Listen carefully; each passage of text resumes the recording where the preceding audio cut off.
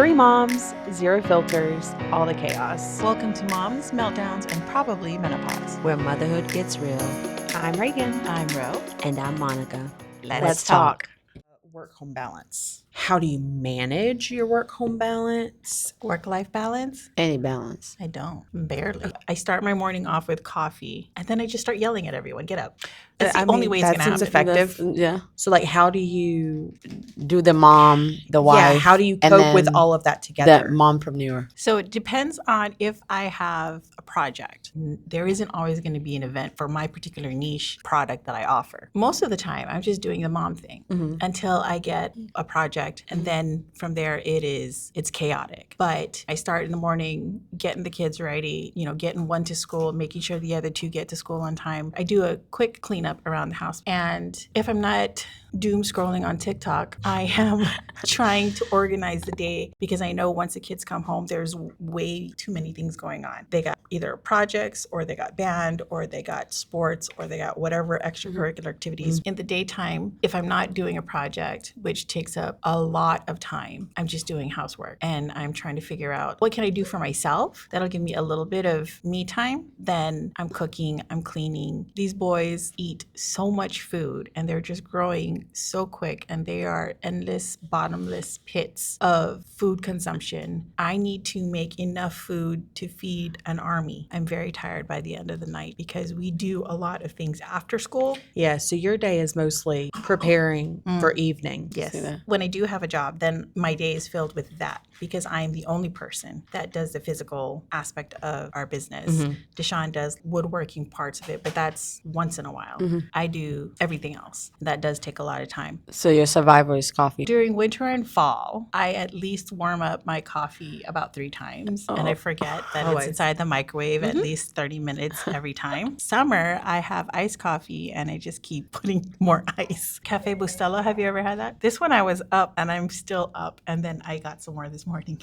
Oh my God. Balance. I hate that word because I think that we are accustomed to think that we by saying balance, then that means we can do it all. So we're more likely to put more because we are like, yeah, you can balance it all. But then I don't know if there's a work-life balance more like thriving. I like what Reagan was saying. I look at my day as it starts at 7 or like 6:30 until 7. So I just gotta survive the 6:30 to 7. Of course, it's heavy in the afternoon more so because now they all come in and everyone has what they need. But I think I want to say we're surviving, maybe not thriving yet. Maybe one day I'll be thriving. But for now, I'm just surviving. My work life. Sometimes that's what it takes. I think you think you're surviving, but you are thriving because everyone's still good. Everyone still has a roof over their head, food in their belly, clothes on their back. Their health is good. You're thriving. Yeah, I guess. Because I think I've thought about if I could stay home, but then I like having the feeling of going to work, but then I also don't want to work. There's this meme which was I want to be the independent woman, but then I want to quit the job whenever I want to quit the job, and then I want to take care of the kids, but then I want to also not take care of them. So I think, let me say for me, what has worked, I honestly, COVID was a tragedy, but for me, I got to work from home. And I think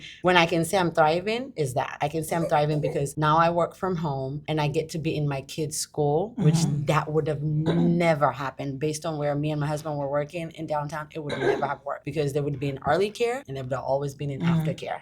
That would have been, that's it. That's their life. Early care, aftercare. But now with me working from home, I do get the balance. So that's why I'd say that's the balance, being able to work from home and then I can go to their school and then also having a very flexible manager. Lord knows, you know me, always late. But yeah, having a very flexible manager. I tell people this, where I can say I thrive is because I look at the 4 to 7, my house, Alzheimer's unit, when everyone is sundowning, everyone's yelling and then people are with pens. And if you came in at that point, you probably just think I'm the meanest person in the world because you cannot visit my house between sundowning time. But I look at it, if we can get through that, and then at 7, everyone's asleep, get my me time. So now I've really won the balance. Done the morning, I've done a little bit of work, which kind of feeds me, and then I've done the kids, and then I get my own self-care while I wait for the... So you are thriving because you're getting things taken care of on your schedule. schedule because you are doing work, you Yes. are taking care of the kids, and you are able to participate in the kids' activities. But I think that thriving maybe, and maybe the way I'm looking at it, and that could be, it could be just how we put so much pressure on ourselves. Like thriving would be, being the mom that's in everything and then winning that, and then being the career person and winning. Like I tell my husband, I can't believe the 25-year-old me used to be like, I will be a CEO. But now I look at it, these kids wouldn't be here if that was me. If I still kept the same mindset of I want to be a CEO, like I don't think. You are the CEO of your house. Yeah, there you go, the CEO. But I don't think it would have worked. Well, I think that everybody's different. There are some people who can balance all of that. They're rich. But They got nannies. That's true. I agree. They got assistants. They got a chef. Chauffeur. Get me one of those and I'll really be a CEO. that chef Yes. would be ideal. You just have to look at that. I think that a lot of us thinking that we aren't thriving is the comparative way that society has gone, and just looking at what everybody else is doing and being like, but I'm not doing that. That's a big part for me. When I was working full time, I never saw my kid and I never saw my husband. It was miserable. There are people who work full time and their day is just structured different. I feel like mine was because I worked so far away from the house that it just didn't work out well. Now I'm part time in the office. I think it's better because it gives my little one time to go be with other tiny humans. He gets to and interact and go crazy. yeah, he gets to go have friends and be with people his own size instead of just being with me all day. I think that that's great for him, and I think that he's thriving through that. It gives me time to feel useful. It gives me that's the time word. to feel like I am actually contributing to the household instead of just managing it. But do you think that it's because maybe the way we were raised, that's why we feel the need to contribute, right? I don't think there's the- enough. People don't stress enough moms or parents that do stay at home how much they contribute. Oh, I and how agree. much they actually help save the family. I agree. Because childcare is ridiculously high. Mm-hmm. I didn't like working, thinking that I am basically working to get a paycheck to pay somebody to raise my child, and I really don't get much back. And they're raising my kid, and I'm gone because you have to figure out if you want a good job. Sometimes, like a higher paying job, you sometimes have to work in the city, and that traffic is nuts. So then you have to think of, oh gosh, I have to get the kids earlier, either to school or to daycare, and then you work those hours, and then you have to fight traffic coming back. Sometimes you don't get home till like 6 because of the traffic. If they're in school, they have aftercare, and that costs money. Or if you have a young one that's in daycare, they're basically there for I'm near 12 hours. And then you still got to come home and take care of dinner, take care of baths, bedtime, all of that. And then you think, am I fulfilling my parental duties the proper way? Yeah. But like, again, the way that society is structured, you feel like if you're not bringing in money, that you have no value. That's been a big thing for me because I have been home for the past, 4 years or so. I know what I do around you my contribute, house. yeah. I know, how much childcare costs and how much maids cost and all of this. I understand that. But when I'm doing it, it feels like it's less than the office. valuable. And that's the thing. And like I was saying, I like working, but the working is because I feel like when I do work, there's oh wow, you're a mom, you work and you're taking care of kids. Now you're really thriving, right? There's then a word for that. There's the word for the mom that's working. Super mom. Yeah, and I hate that word with everything in my being. The reason why people say super mom is so you can just run yourself to the ground. If I was maybe confident enough in the fact that if I was managing the home and that was enough, then I would stay at home and not worry. I'm managing the home, I'm managing the schedules. But I think the way we were, and I say the way we were built in millennials, because we grew up with mothers who were like, had come outside the house. Wait a minute. You can go to school, you can, raise the girl and educate the girl. And then we got educated and now we want to work, but the home still needs you. The home does not negate the fact that you have an 8 to 5. The home still needs you to be the woman with here's the dinner and here's this. The balance would be better if we were okay from the jump. I want to think if our great grandparents were here, they're like, yeah, it was okay. I was popping out 13 kids. So Yeah, I that would was love to know how they did that. The families were closer together, I think. I also think there was a good bit of children raising siblings as well, too. which I don't think that we do very much. And it wasn't as expensive back then, like what, 50s and 60s. The man of the house can go work a regular job and the mom will have two, they'll have two or three kids. She takes care of them. They go to school. They could still go on a vacation. Yeah. They could still afford a house. They could afford a car too. They could afford sending the kids to college. Now everything is just so astronomically expensive that it's hard to even fathom having kids. I think the going thing now is most women are not having babies because it's too expensive. I agree. And just all the restrictions that are coming along with not having your own bodily autonomy it's affecting if we're going to bring in more children into this world. And that's another stressful thing. Like, you want to have a big family because you came from a big family or your parents came from a big family, and you feel all that love and you see all that happiness and joy, but at the same time, like, your joy is being taken away because that daycare bill is like $1,800 a month just for one kid, and the groceries is like $1,000. That's the thing. I think that's what I look at, and I say the Western world only because maybe here the middle class can't afford maids, and coming from like Kenya, everybody can afford maids. Like, just Philippines because too. because there's lack of work on every single level. So even the single mom can have a maid. Like, there's someone who is now below that standard who still needs work. But we travel back home. I had to tell my in-laws that, one of the aunties was like, hey, you're going to bring us like 6 kids, like we come, and they all come from a big family. I would love to. Honestly, 7 was a number. But then You wanted to have 7 kids? my husband wanted to have 7 kids.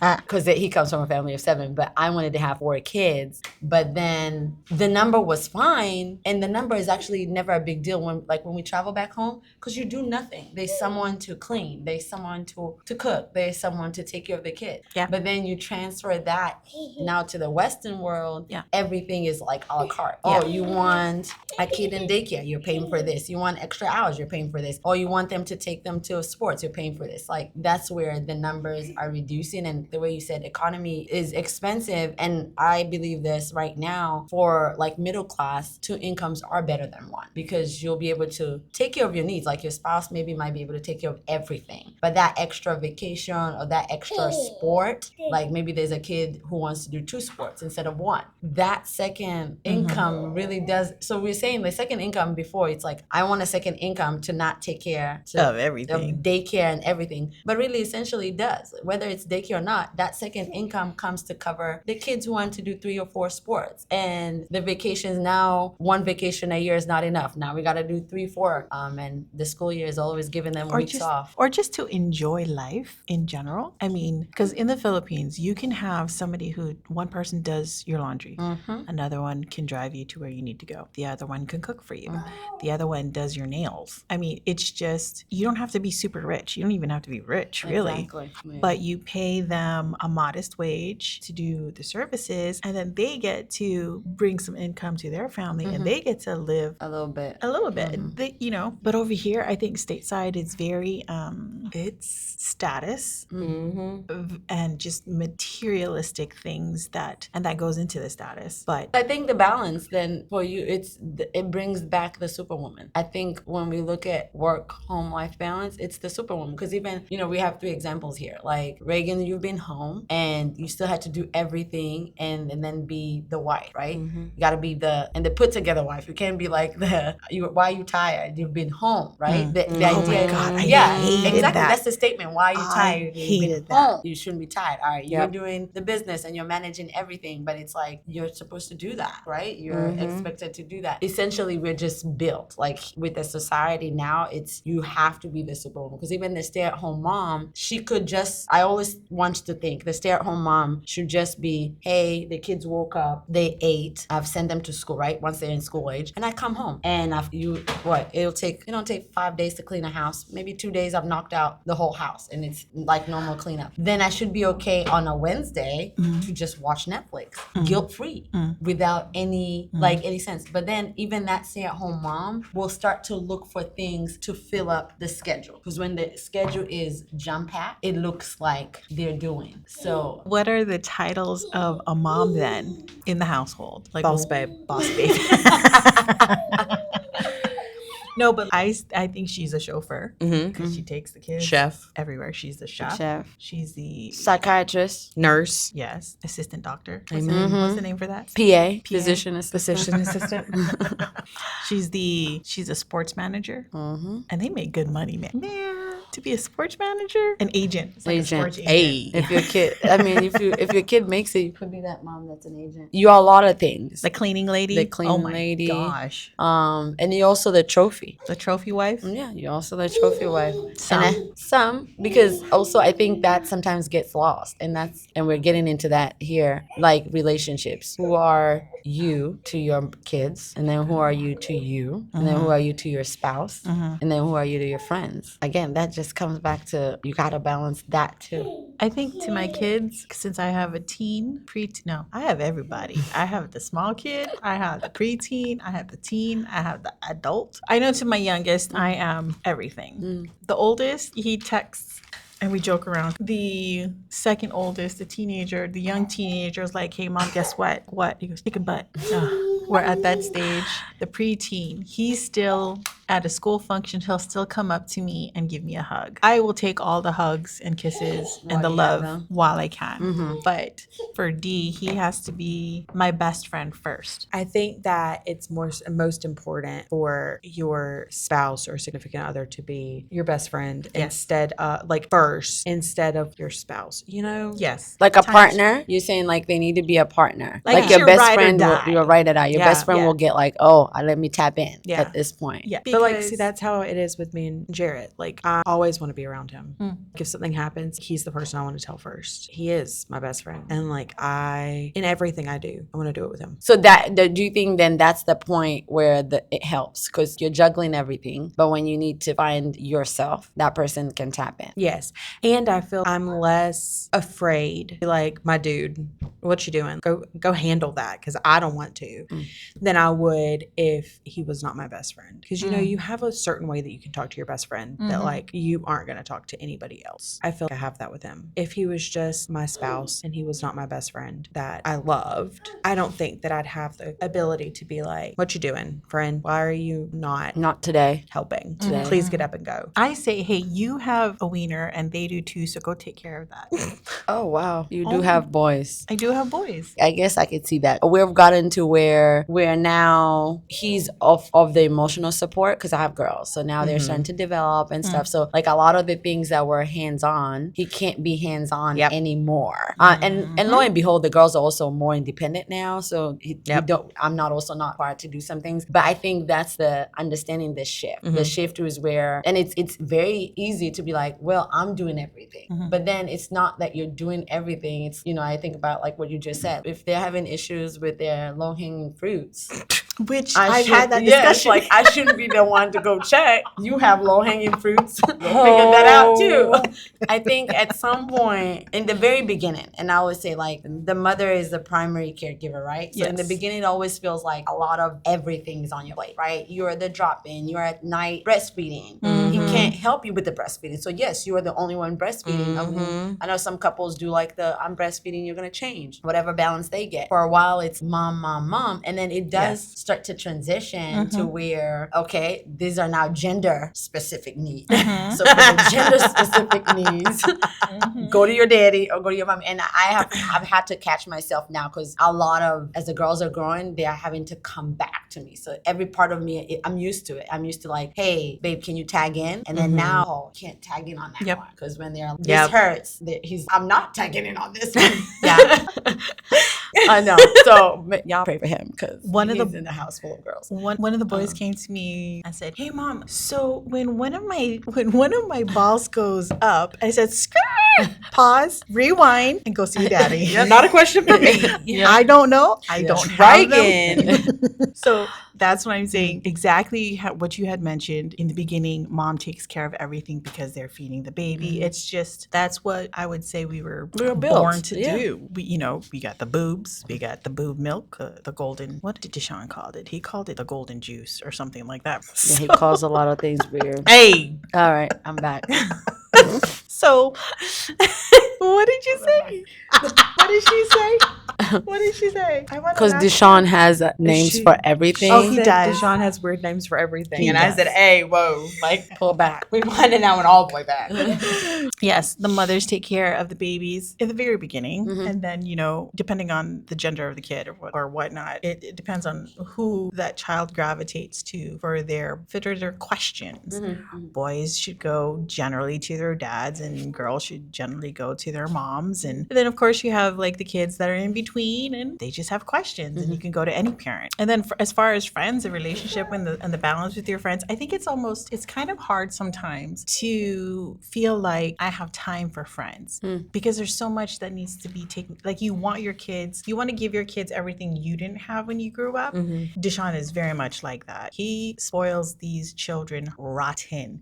And I have to tell him, like, yes, I completely understand, but you shouldn't do all of that because I don't want them growing up spoiled, expecting things, acting like they're privileged. It's hard to find time for friends. Why do you think that? Because I feel like you need to have everything perfect for your kids. That's what I think sometimes. And then as I get older, I'm coming to realize, no, you don't. So old me, and it's so funny because again, like the way I said, I wanted to be a CEO, and then I got kids and realized I don't want to be the mom that someone is raising their kids for them. I want to be The mom. the mom. I want to be the mom. So I gave up. I almost want to say I gave up the CEO a little bit and being like, I just need a job to make me feel like, hey, I'm contributing. My passion is still there. There's still Monica. And then, so that goes back to also sports. I ran in college. So I was like, I'm producing Olympian. We're going to be running from the time you come out of my stomach. And then now as time is going, I'm like, no, there's no life for these kids. What I've realized with my girls, and I know I have a window. My window is slowly closing as they get older, and their gap is I've had to put them in one thing together. So that it's one direction. It's on the same day. Yes. We're in the same place at the same time. Yes, I'm limiting their personalities because there's one person that wants to do dance, wants to be a musician, one wants to run, but I just don't think I have it in me on top of all these other things that are required as a mom to allow them to diversify and try out all these things. Jazz hands. I don't. It's because you have multiple kids. If it was just one kid, Oh yes, then that's not a problem. Yes. So we were traveling this weekend for fall break, and we were in a hotel, and the amount of families that were there just for soccer. Oh my gosh. Literally their whole Friday, Saturday, Sunday. And I looked and I was like I was driving down with my husband. I'm not ready. No, we're not. It's like boom, boom, boom. It's the weekend. And I get it. Like these kids are having fun, but Where's your weekend? See, that's my thing. Ding, That's ding, my thing. ding. Church is very big for me. Like, we are going to go to church come, Hell or high water? Yeah. I'll say it. And and like all of these sports want to do it on Sundays. No, absolutely not. I refuse. so you'll end up juggling. Like I've seen it with my family members. They go to church and then they're running. No, they go to a game because church hasn't started. And then they go to church. And then after church, they go to a game if there was a second game because they qualified for it. Again, it's the one slow down day. Wow. Yeah, it's No, not a thank slow you. down. So but it's so funny because I would love if one of my kids was a athlete, a track star. Like I would love it. That's one of those your kid's dream type of thing you're forcing on them. But it's so funny to see myself in that, pulling back and realizing, no, I just want you guys to remember a little bit of your childhood as we did nothing. Yeah. Yes. We hung out. We hang out. We got spent in time trouble. together. Yeah, we spent time together. We rode went out in bikes. sports. Because also the sports mom in me, I don't think is pretty. Like I'm the At least you can why are you see not that in winning? yourself. Yeah. Sports mom in me is You're too Very competitive. I'm too competitive. So they would be probably, if they're playing the sport, they'll be having like an extra training session. Yep. So then I look at that and I'm, no, we're not emotionally ready at 5. We're not. Because You'll push. I'll push. Gymnastics, I've had to pull it back. My oldest, the first kid gets to be like the trial era.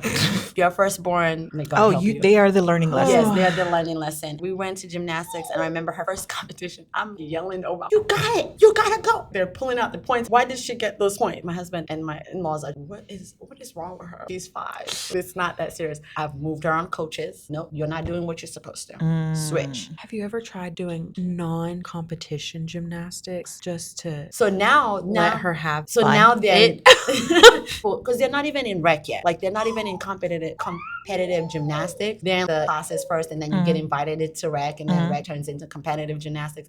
To me, when I I look at sports, that's how I see it. I look at this is the entrance. We're on competitive level. Whether or not that kid is on competitive level. You are a competitive I am very level. competitive. Yes. But it's funny to see now that I'm just like, no, I think I want us to have experiences. All these sports, young peewee, These football, tiny humans. they've made them that way. They've made them so competitive. That's why that 5-year-old who is playing flag football has extra Stresses training out. on Monday, is stressed because they didn't win. And I'm like, we're supposed to just be eating dirt until like 9. 9 feels a little stuff. aggressive to still be mean, eating but I'm dirt, just but I saying. understand your point. Yes. I mean, like that was how it was with my oldest. We tried soccer for a year, and he didn't want, like, there would be days when he would participate, but then there would be days where he was just like, I don't do it. That's not how this works. I paid for this. I paid money for this, and gonna like go. Uniform, the snacks. there's a shoes. team, and like you have to participate because they kind of counting on you. So kind of just decided that my kids are going to do music. Just hands. Jazz hands. Honestly, like if they do music, the only person they can disappoint is themselves. This is true. It's true. We need, like I said, I think all of these things, all these sports, I tell my siblings that they're all Ponzi schemes. Oh, they are That- a money they're- grab for sure. They're all Ponzi schemes because it's set up like you want your kid to move up. This is, and You I gotta just pay for a belt. You gotta pay for a belt, and you gotta pay for this. You gotta pay for they're a competing. tournament. You gotta pay for a tournament. But I've concluded, or maybe what I've assured myself or comforting myself that if my kid is going to be good, even if they pick it up at middle school, they're going to be great. They don't need from 5 years to 18 of competitive. If they're going to be good, they're going to be good. I take it as the kids that really excel in it in any sport is because they love the sport. Forcing your kid to constantly go to games when they don't feel like it is just gonna get you mad and it's gonna get them mad. And they're not gonna see it as fun anymore. Like some of these kids, you go over there to their tryout, NBA players off that, and then you got kids like mine that are not as fast, can't do 5 layups in a row. But the parents are competitive, so of course they want their kids to be competitive. But then also at the same time, you want them to have fun. Because you're only a kid once, literally, and you have the rest of your life after you're 18 to be an adult. And I think that's what it is. I think a lot of it, we've also put a lot of on our plate. Your kids are doing everything. Because you want them to have everything you didn't, but then you're condensing everything that you didn't have onto your kid. Yes. You know, clothes, shoes, sports, opportunities, field trips, vacation, all of the things. And I think also the kids, I know you said privilege, but they get to a point where they're used to it. Now, like with these holidays that they get every other month for a week, they expect us to go somewhere. The times that we don't go, they're like, wait, we're not going anywhere? This is winter break. Why are we not going anywhere for winter break? But then it's because the expectation is there. Oh, enjoy your vacation. We'll see you guys when you get back. And of course, you have to have all these stories. It's not necessarily that they're privileged. It's just they're growing up in this time and we have the money for it. So it's like you're trying to pull back. Because I mean, there's no parent whose dream. And I want to think that's what it is with these sports. Everybody wants that kid who will be 1 in a million, right? So in this high school, they'll pick up 10 kids who'll probably make it, if at that, or 5. So 10 might make it and get a college scholarship and go play sports and whatever. But the ones that actually make it to professional athletes is even less. You know, I'm looking at Rowan, I'm like, no, my kid is going to be the one to go to the Olympics. And she's telling herself the same thing. And then you're telling yourself the same thing. No, I'm Megan. okay. I'm okay not having an Olympian. No, but I think that's I'm why good. the system works. That's why they're able to have these teams and these I clubs, agree. and because every parent is sitting there, they're gonna have professional athletes. But I don't think there's any parent who wouldn't want their kid to follow, if not better, follow their footsteps. I'm disappointed, not buying into the dream. Right now, we're gonna take a break. Have you seen? You're in soccer. You've seen the parents who get kicked out, That get like really, you should be doing this. Yeah. No, you need to kick here. and Oh, they get blah, red blah, blah, carded. blah. And kicked out That's of too the game. much. That's a lot of pressure on the kid. We talked about work-life balance, but how do you balance mom life and your spouse relationship? Zegsy dime? Is there Zegsy dime? I mean, obviously, because we Is got it- kids. Reagan, how do you balance mom life and your relationship with your spouse? We spend our time together in the after the kids go to sleep. I would prefer to not have me time over time with my spouse. Okay. I would prefer to hang out with him over just being alone. But, you know, I kind of get a little of both because he likes to run and because of his work schedule, he doesn't get to do it very often, like during the day. So he does it at night after he he gets off work. You know, if he gets off at a decent time and the kids go down and he can run and get back, you know, on time, we get to spend time together. But a lot of the times it's just on days that he works from the house, we have a higher likelihood of spending time together. And then the weekends. What about you? We went from both working from home to now. And when he was working from home, I didn't have an issue. I felt like we were already there. So like we're spending time together. But now we hang out, of course, on weekends, but we've gotten better. It's taken us a long time to get there, scheduling dates that are outside the house. So they're not as often, like we're not that, we have a weekly date. No, we're not that calculated yet. But you have family here that can take care of the kids. Yes, they're the soccer family. And I thank God that we have family here, but we are all in this season of like caretaking. We pay someone to come sit with the kids and then we go, because the one for the family, it would only be on the weekend. And sometimes like we can't go on dates on the weekend only because we have stuff happening on the weekends as well. We have church and then we might have a baby shower function. So like what has worked, and actually the ones that I personally would enjoy and I fill my cup, is when we actually go on a weekday. Our babysitter will come, and she's a college student, very responsible. She'll come after school, stay with the kids, and we can leave at 2 and come back by 10. Nope. Yes. Nope. I can't trust people to keep my kids. I know you. We talked about that. Nope. Yes.